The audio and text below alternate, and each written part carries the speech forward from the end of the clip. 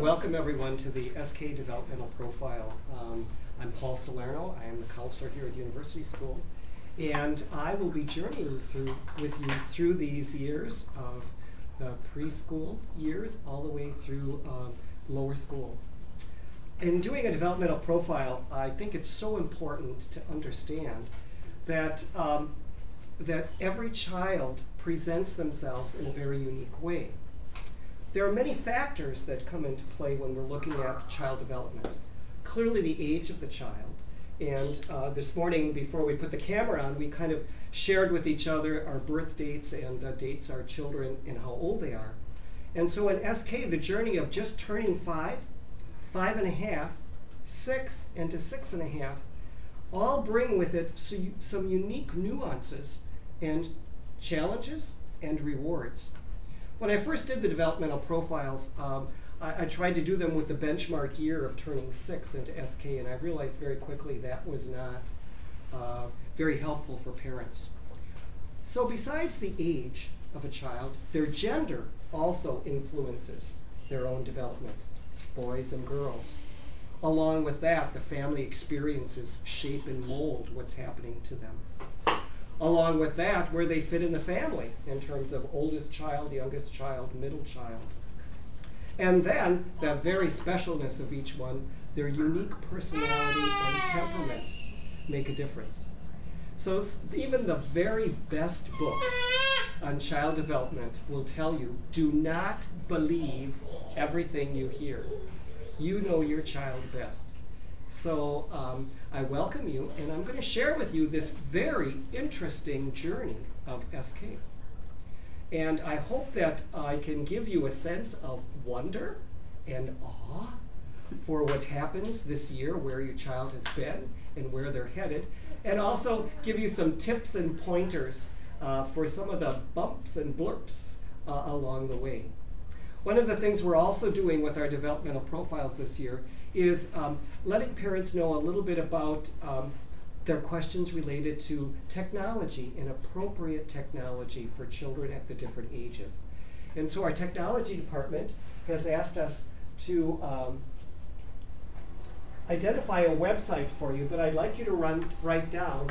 And for lower school parents, this is a wonderful website to help you understand movies and music and games, media things appropriate to children. So I think you'll be probably hearing more through the year about the media, but I really want you to be aware of that. Parents often ask me, is there a book that I can read about child development and parenting? And out there are a gazillion.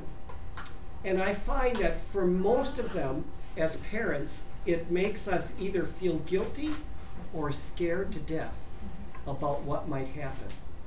So I do bring a couple of books for you to make note of, but I often say to parents, let's have a conversation. Let's talk first, because one book doesn't do it all. But there are a couple that I would like to share with you. The first one is called The Pocket Parent, and it's help what to do when your 2 to 5 year old has tantrums, bites a friend, keeps interrupting, uses bad words, won't use the potty, and more. And I know this journey is into 6, but I think it still can carry over. Very practical. It's got wonderful tips shared from parents. It's got some great humor in it. I think it's comforting, it's reassuring, and as well as helpful. My favorite program is the Love and Logic program. And I'd encourage you to go to www.loveandlogic.com.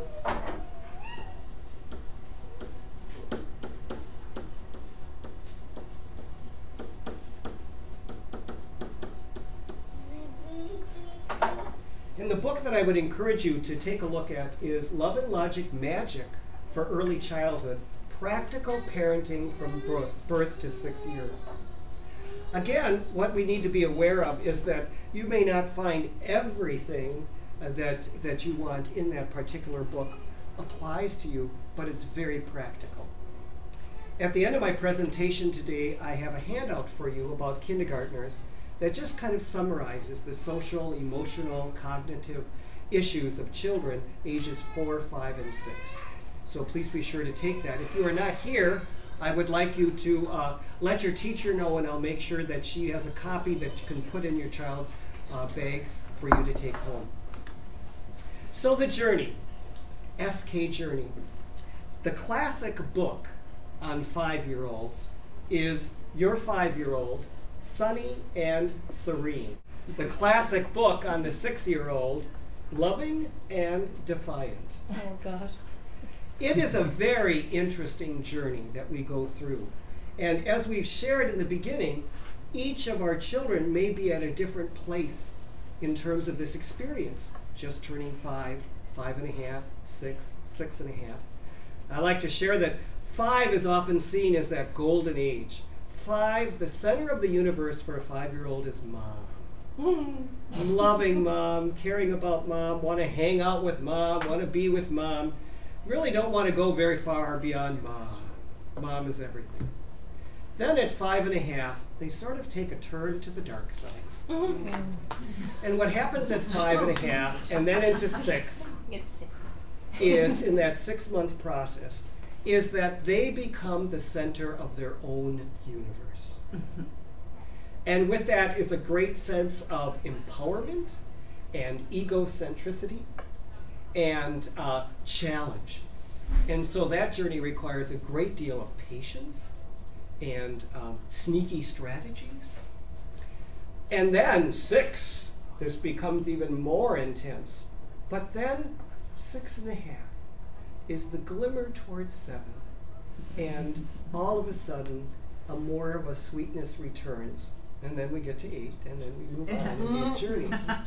Now, your child may or may not make these transitions at these particular benchmarks, but it is all part of development that they experience and that you experience with them.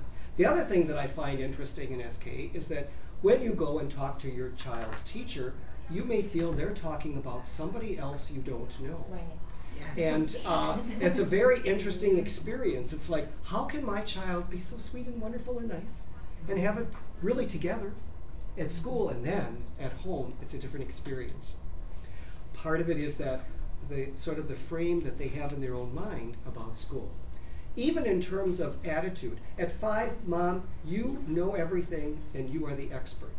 At 5.5, it really begins to shift to their teacher. And the teacher is the source of knowledge. And there can be some real conflicts in terms of if mommy and daddy say one thing and the teacher says another. So we really need to be in dialogue. Physically, oh my gosh, what an amazing change in this journey. If you think about the beginning of school last year and the way that they could work their bodies, and their coordination now is amazing. As a matter of fact, at 5, and those of you whose children just kind of turned 5, there still is kind of a tentativeness about their body, but an increasing mastery. But at 5.5 to 6, there's almost this daredevil nature that's there. And it's almost like their bodies go faster than they can even think. And so they experience this. Along with that is at 5, you know, they're pretty robust healthy-wise. But as they get into 5.5 and 6, the fatigue factor, the ability to catch colds and illnesses really is more frequent. So things to really be aware of. Along with that, I always talk about sleep. And sleep is so important for children of all ages, and for us as adults as well. And I know we're going to have a parent program on sleep, and a sleep expert is going to come and speak.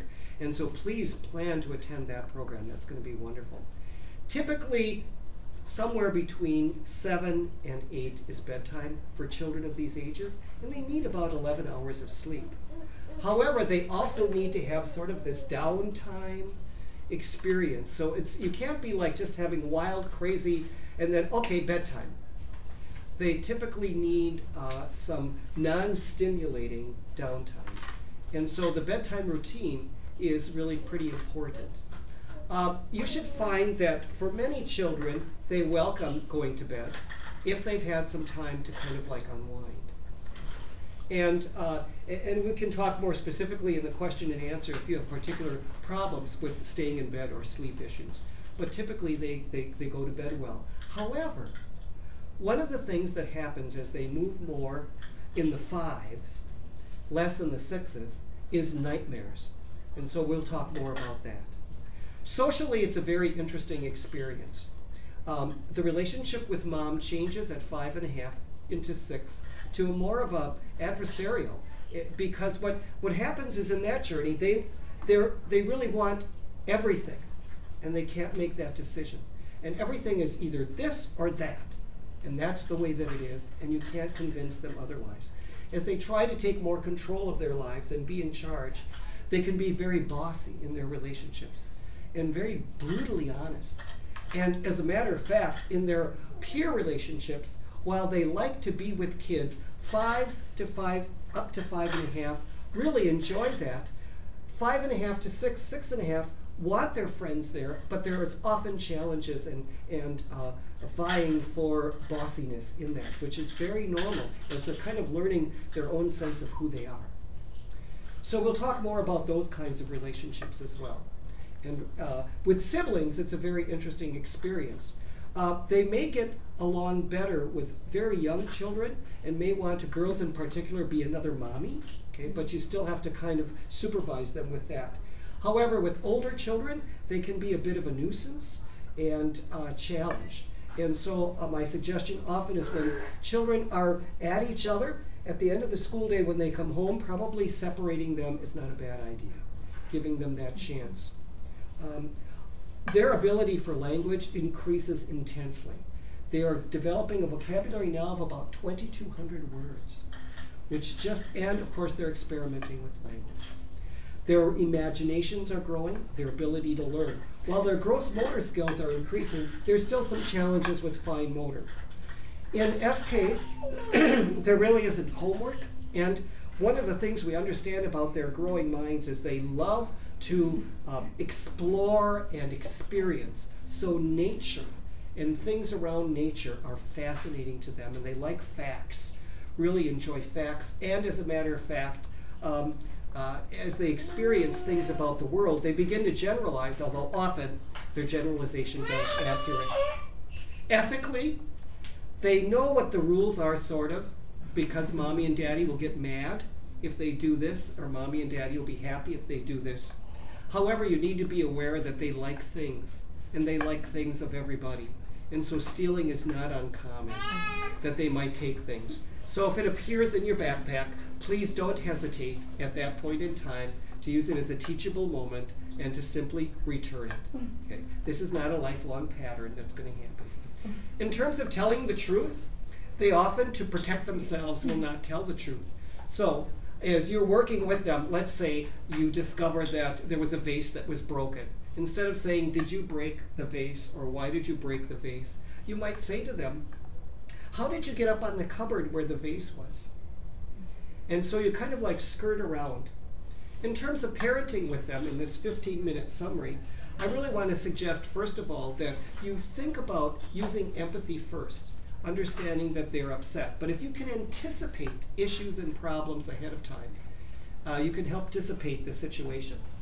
Also know that if they're overtired or if they're hungry, and often at the end of the day they really need some kind of a protein snack because blood sugars are low, please don't hesitate to do that. Some parents even have it right there in the car for them.